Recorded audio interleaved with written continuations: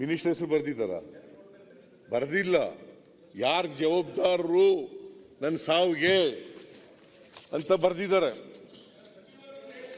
ಅದರಿಂದ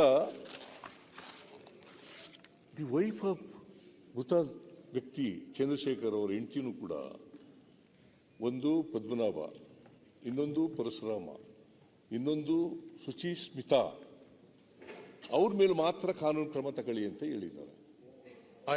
ಎಲ್ಲೂ ಕೂಡ ಡೆತ್ ನೋಟಿನ ಆಧಾರದ ಮೇಲೆ ಎಫ್ಐಆರ್ ಬರ್ಬೇಕಲ್ಲ ಸರ್. ಡೆತ್ ನೋಟು ಎಫ್ಐಆರ್ ನಲ್ಲೂ ಬಂದಿದೆ. ಅವ್ರ ಹೆಸರು ಯಾಕೆ ಬರೋದಿಲ್ಲ? ಎಫ್ಐಆರ್ ನಲ್ಲಿ ಯಾಕೆ ಮಂತ್ರಿಗಳ ಹೆಸರು ಹಾಕೋದಿಲ್ಲ? ಓರಲ್ ಇನ್ಸ್ಟ್ರಕ್ಷನ್ ಪ್ರಕಾರ ಅಂತ ಹೇಳಿ ಬರ್ದಿದ್ದಾರೆ. ನೀವು ಹಾಗೆ ಕೈ ಬಿಡ್ತೀರಿ. ಅಲ್ಲಿ ರಾತ್ರಿ ಇಡೀ ಕೆಲಸ ಮಾಡಿ ಪೊಲೀಸ್ನವರು 2-3 ಸ್ಟೇಟ್ಮೆಂಟ್ ಮಾಡಿ ಕುಳಿಸಿ ಅವ್ರಿಗೆ. ಸರ್ ಇದು ಒಬ್ಬ ಮುಖ್ಯಮಂತ್ರಿಗಳು ಓದುವಾಗ ಸರಿಯಾಗಿ ಓದಿದ್ರೆ ರಕ್ಷಣೆ ಮಾಡೋದಿಲ್ಲ ನಾನು ಅಂತ ಹೇಳ್ತಾ ರಕ್ಷಣೆ ಮಾಡೋ ಕೆಲಸ ಮಾನ್ಯ ಮುಖ್ಯಮಂತ್ರಿಗಳು ಮಾಡ್ತಾರೆ. ಶಿಕ್ಷೆ ಯಾರಿಗೆ ಇದರಲ್ಲಿ ಆತ್ಮವಂಚನೆ ನೀವು ಮಾಡ್ಕೊಂಡ್ಬೇಡಿ ಮುಖ್ಯಮಂತ್ರಿಗಳೇ. ಸರಿಯಾಗಿಲ್ಲ.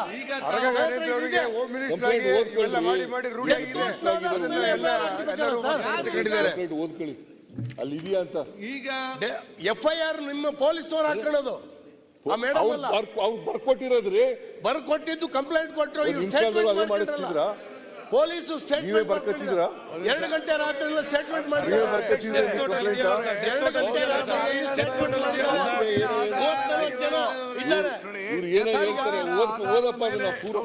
ದುರುದ್ದೇಶಪೂರ್ವಕವಾಗಿ ಯಾರನ್ನೋ ಕಲ್ಪಿಟ್ ಮಾಡಬೇಕು. ನನ್ನ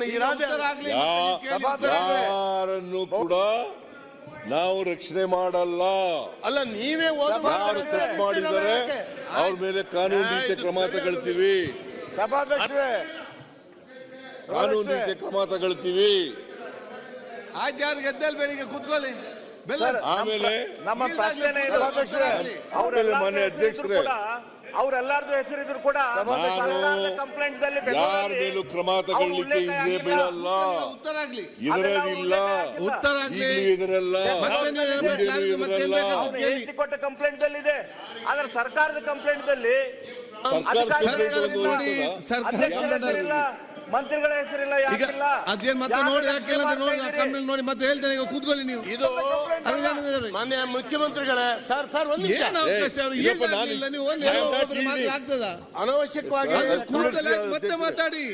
ಮತ್ತೆ ಮಾತಾಡಿ. ಈಗ ಆಯ್ತು, ಮತ್ತೆ ಎಲ್ಲ ಉತ್ತರ ಕೊಟ್ಟ ನಂತರ ಕಂಪ್ಲೀಟ್ ಉತ್ತರ ಆದ ನಂತರ ಸಮಾಧಾನ ನೀವು ಕೇಳಿ. ಎಲ್ಲ ಉತ್ತರ ಆಗಲಿ. ಬಾಡಿ ಕಂಡು ಕೂಡಲೇ ಕೊಟ್ಟಂತ ಕಂಪ್ಲೇಂಟ್ ರಾತ್ರಿ 2 ಗಂಟೆಗೆ ಒಂದು ಸ್ಟೇಟ್ಮೆಂಟ್ ಮಾಡಿಸಿದ್ದಾರೆ. ಅನುಭವ ಇದೆ.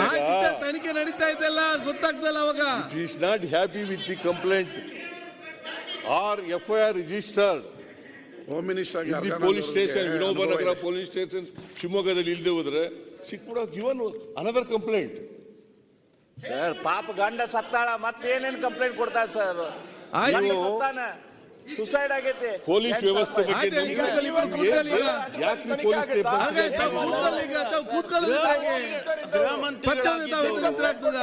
FIR ಯಾವ ಬೇಸಿಸ್ ಮೇಲೆ ಹಾಕ್ತಾರೆ? ಈಗ ಉತ್ತರ ಬರಲಿ. ಮತ್ತೆ ನೀವು ಕ್ಲಾರಿಫಿಕೇಶನ್ ಕೇಳಿ, ಕೇಳಬೇಕು. ತಾವು ಕೇಳಬೇಕು. ಒಂದು ನಿಮಿಷ ಮೇಲೆ ಹಾಕ್ತಾರಾ? ಕಂಪ್ಲೇಂಟ್ ಮೇಲೆ ಏನು ಇಲ್ಲ ಸರ್. ನಾವು ಮಾತಾಡುವಾಗ ಕಂಪ್ಲೇಂಟ್ ಮೇಲೆ ಹಾಕ್ತಾರಾ? ಡೆತ್ ನೋಟ್ ಮೇಲೆ ಹಾಕ್ತಾರಾ? Station complaint. ನೀವು ಗೃಹ ಮಂತ್ರಿಗಳಾಗಿದ್ದವರು ಈ ತರ ಹೇಳಿದ್ರೆ Parameshwara FIR is on the basis of the complaint. Station ಒಳಗೆ ಯಾವ ಈಗ ಸುಮ್ಮನೆ ಮಾತಾಡಿದ್ರೆ ಪ್ರಯೋಜನ ಇಲ್ಲ. ಕೂತ್ಕೊಳ್ಳಿ. ಡೆತ್ ನೋಟ್ ಏನು ವ್ಯಾಲ್ಯೂ ಇಲ್ವಾ? ಅದು ಕೂತ್ಕೊಳ್ಳಿ. ನೋಡಿ, ಏನು ವ್ಯಾಲ್ಯೂ ಇಲ್ವಾ ಹೇಳಿ.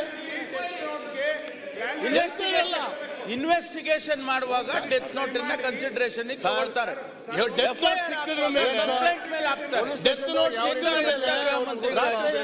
ಕೆಲಸ ಮಾಡಿದ್ರಿ, ಸ್ಟೇಟ್ಮೆಂಟ್ ಮಾಡಿಸಿದ್ದಾರೆ. ಆ ಸ್ಟೇಟ್ಮೆಂಟ್ ಅಲ್ಲಿ ಬಂದಿದೆ. ಆಯ್ತು, ಬರ್ದಿದ್ರೆ ಸ್ಟೇಟ್ಮೆಂಟ್ ಕೊಡ್ಬೋದು. ಈಗ ಕೂತ್ಕೊಳ್ಳಿ. FIR ಹಾಕ್ತಾರೆ. ಆ ಕಂಪ್ಲೇಂಟ್ ನಲ್ಲಿ ಅವ್ರ ಹೆಸರು ಇಲ್ಲ ಅಲ್ಲ. ಇದೆಯಾ? ಸರ್ ಬೇರೆ ಅವ್ರು ಡಿಫೆಂಡ್ ಹೆಂಗೆ ಮಾಡ್ಕೊಳ್ಳಿ ಸರ್, ಕೊಡ್ತಾರೆ? ಇದನ್ನ ಡಿಫೆಂಡ್ ಮಾಡ್ಕೋಬೇಡಿ. ಆಯ್ತು ಬೆಲ್ಲದ್ ಯಾಕೆ ಸುಮ್ಮನೆ ನಿಲ್ತೀರಿ ಈಗ ನೀವು? ಡೆತ್ ನೋಟಿನ ಆಧಾರದ ಮೇಲೆ FIR ಹಾಕ್ತಾರೆ. ಬೆಲ್ಲದ್ ಆದ್ರೆ ಈ ಏನ್ ಹೇಳಿದ್ದಾರೆ ಅಂದ್ರೆ ಸರ್ಕಾರದಿಂದ ನಾವು ಯಾರೊಬ್ಬರು ರಕ್ಷಣೆ ಅಲ್ಲ, ಮಾಡೋದು ನೀವು ನಾಲ್ಕು ಏನಂತ ಮಾತಾಡ್ರಿ? ಯಾರಿಗೂ ಅರ್ಥ ಆಗೋದಿಲ್ಲ ಇಲ್ಲಿ. ಯಾರು ಒಬ್ಬರು ಮಾತಾಡ್ತಾರೆ ಮತ್ತೆ ಮಾತಾಡಿ ಮುಖ್ಯಮಂತ್ರಿಗಳು ಹೇಳಿದ್ದಾರೆ. ರಿಪ್ಲೈ ಆದ ನಂತರ ಮಾತಾಡಿ. ಎಲ್ಲಿದೆ? ರಿಪ್ಲೈ ಆದ ನಂತರ ಮಾತಾಡಿ. ನೀವು ಡೆತ್ ನೋಟಿಗೆ ರಿಪ್ಲೈ ಆದ ನಂತರ ಏನು ಮಾತಾಡಿ. ವ್ಯಾಲ್ಯೂ ಇಲ್ಲ ಅಂತ ಹೇಳಿ ಚನ್ನಬಸಪ್ಪ ಹೇಳ್ತೀರಾ? ಕೂತ್ಕೊಳ್ಳಿ. ಇದ್ರ ಮೇಲೆ ಡೆತ್ ನೋಟ್ ಆಯ್ತು, ಮಾತಿ ಕೂತ್ಕೊಳ್ಳಿ ಈಗ ನೀವು. ಇನ್ವೆಸ್ಟ್ ಈಗ ಒಂದ್ ನಿಮಿಷ ಸಾರಿ ಏನು ನೋಡಿ, ನೀವು ಗೃಹ ಸಚಿವರಾಗಿದ್ದವರು ಈಗ ಹೇಳ್ಬಾರ್ದು. ಡೆತ್ ನೋಟ್ ಸಿಕ್ಕಿದ್ರ ಮೇಲೆ ರಾತ್ರಿ 10 ಗಂಟೆಗೆ ಡೆತ್ ನೋಟ್ ಸಿಕ್ಕಿದೆ. ಮಾನ್ಯ ಮುಖ್ಯಮಂತ್ರಿಗಳು ಹೇಳಿದ್ರು 2 ಗಂಟೆ ರಾತ್ರಿಗೆ ಪೊಲೀಸ್ನವ್ರು ಅವಳ ಮನೆಗೆ ಹೋಗ್ಲಿಲ್ಲ. ಗಂಡ ಸತ್ತು ದುಃಖದಲ್ಲಿದ್ದಾಳೆ, ಬೆಳಗ್ಗೆಯಿಂದ ಏನು ಕುಡಿಲಿಲ್ಲ ತಿನ್ಲಿಲ್ಲ. ಆದ್ರೂ ಅವಳನ್ನ ಪೊಲೀಸ್ ಸ್ಟೇಷನ್ಗೆ ಕರೆಸ್ಕೊಂಡು ಒಂದು ಸ್ಟೇಟ್ಮೆಂಟ್ ಮಾಡಿದ್ದಾರೆ. ಸ್ಟೇಟ್ಮೆಂಟ್ ಮಾಡುವಾಗ ಮಂತ್ರಿಗಳ ಹೆಸರಿತ್ತು, ಅವರೇ ಸ್ಟೇಟ್ಮೆಂಟ್ ಬರ್ಕೊಂಡಿದ್ದು ಪೊಲೀಸ್ನವರು, ಇವರೆಲ್ಲ ಕೊಟ್ಟಿದ್ದು. ಆಮೇಲೆ ಇದೆಲ್ಲ ನಡೆದು ಇಲ್ಲಿಂದ ಏನ್ ಸೂಚನೆ ಬಂತು ಗೊತ್ತಿಲ್ಲ. ಮಾರನೇ ದಿವಸ 11 ಗಂಟೆಗೆ ಸೂಚನೆ ಕೊಟ್ಟಿಲ್ಲ. ಯಾರು ಇಲ್ಲಿಂದ ಸೂಚನೆ ಕೊಟ್ಟಿಲ್ಲ. ದಯವಿಟ್ಟು ಅರ್ಥ ಮಾಡ್ಕೊಳ್ಳಿ. ಆಯ್ತು, ಅದೆಲ್ಲ ತನಿಖೆಯಲ್ಲಿ ಬರ್ತದಲ್ಲ, ಗೊತ್ತಾಗ್ತದೆ ನನಗೆ ಏನಂತ ಹೇಳಿ. ಸ್ವಾಮಿ Is it not a complaint of Kavita? ಏನ್ Will sir? you dispute this? ನಂದು ಅದಲ್ಲ ಅಲ್ಲ, will you dispute this? ನೋಡಿ, ಈ ಕಂಪ್ಲೇಂಟ್ ಕೊಡುವಾಗ ಡೆತ್ ನೋಟ್ ಸಿಕ್ಕಿರ್ಲಿಲ್ಲ. ಡೆತ್ ನೋಟ್ ಸಿಕ್ಕಿದೆ ಅಂತ ಬರ್ದಿರೋದ್ರಲ್ಲಿ. ಈಗ ನೋಡಿ, ಪ್ಲೀಸ್ ಜಯಂದ್ರ ಅವರೇ, ಓದ್ತೀನಿ ಕೇಳ್ರಿ. ಯಾಕೆ ನಿನ್ನೆ ದಿನ ಓದ್ತೀನಿ ಇವ್ರಿಗೆ ಇಲ್ಲಿ ಕೇಳಿ, ಸ್ವಲ್ಪ ಕೇಳಿ. ಕನ್ಫ್ಯೂಸ್ ಮಾಡಕ್ ಹೊರಟಿದ್ದೀರಿ ನೀವು. ಸರ್ ಹಂಗಲ್ಲ ಸರ್.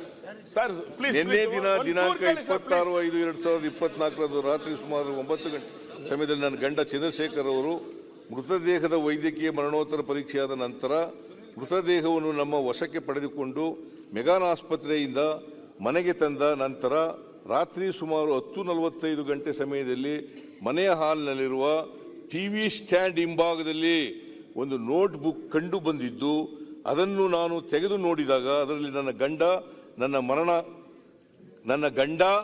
ನನ್ನ ಮರಣ ಹೇಳಿಕೆ ಚಂದ್ರಶೇಖರ್ ಪಿ ಆದ ನಾನು ಈ ದಿನ ಸ್ವಇಚ್ಛೆಯಿಂದ ನೇಣು ಬಿಗಿದುಕೊಂಡಿರುತ್ತೇನೆ. ಯಾರು ಹೇಳಿರೋದು ಇದನ್ನ? ಕವಿತಾ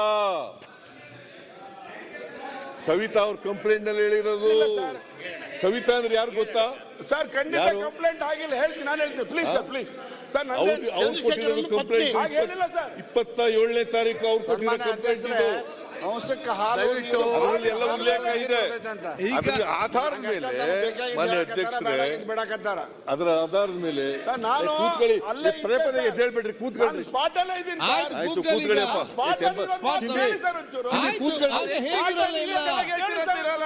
ಈಗ ಮಾನ್ಯ ಅಧ್ಯಕ್ಷರೇ, ನೀವೇನ್ ಹೇಳ್ತೀರಾ ಅಂತ ಗೊತ್ತು ಬಿಡಿ. This is not the way. ಒಂದು ಅಬ್ಸ್ಟ್ರಕ್ಷನ್ ಕಂಟಿನ್ಯೂಸ್ ಮಾಡದ ಸರ್ಕಾರದಿಂದ ಏನ್ ಹೇಳ್ತೀವಿ ಕೇಳಬೇಕು, ಆಮೇಲೆ ಏನಾದ್ರು ಇದ್ರೆ ಕ್ಲಾರಿಫಿಕೇಶನ್ ಕೇಳಬೇಕು. ಮಧ್ಯ ಎದ್ದು ಅವ್ರು ಇಷ್ಟ ಬಂದ ಮಾತಾಡೋದ? This is not the way. ಅನುಕ್ಷಣದ ಸುದ್ದಿಗಳಿಗಾಗಿ Vistara news YouTube channel subscribe ಮಾಡಿ. ಹೊಸ ಸುದ್ದಿಗಳ ನೋಟಿಫಿಕೇಶನ್ಗಾಗಿ ಬೆಲ್ ಐಕಾನ್ ಕ್ಲಿಕ್ ಮಾಡಿ. ಲೇಟೆಸ್ಟ್ ಅಪ್ಡೇಟ್ಸ್ಗಾಗಿ www.vistaranews.com ವೆಬ್ಸೈಟ್ಗೆ ವಿಸಿಟ್ ಮಾಡಿ. ಅಂಗೈಯಲ್ಲೇ ಜಗತ್ತಿನ ಸುದ್ದಿ ತಿಳಿಯಲು Vistara news Kannada app download ಮಾಡಿ.